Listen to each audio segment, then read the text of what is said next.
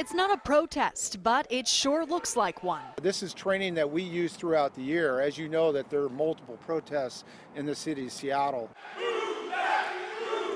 Today, SPD utilized a warehouse in West Seattle to train officers for the 2017 May Day protests.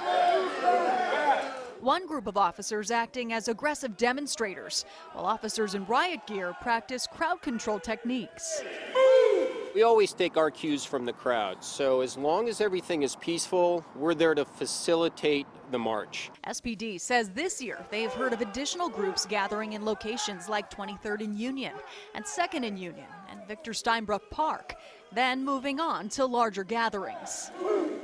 We march for hours and hours sometimes, and we're assisting with that flow. So as well as the pedestrian flow, traffic flow, and how that all interacts in downtown streets. While the immigration march during the day is normally very peaceful, at night, anti-capitalist marches sometimes turn violent. We want to keep everybody safe, and the only way that we could do that is to go out and actually practice multiple times to make sure that everybody from the officers all the way up the chain understand what we're doing and what we're trying to accomplish. Officers practiced utilizing tools to combat whatever may be literally thrown their way.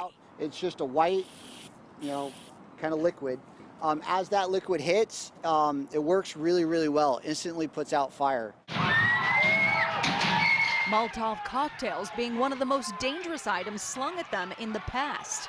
They're also practicing maneuvers on their bikes, forming barriers. The number one use of the bike is just mobility, right? So we're able to take a relatively smaller number of officers and place them in areas to help facilitate those marches. Move back, move back, move back, move back.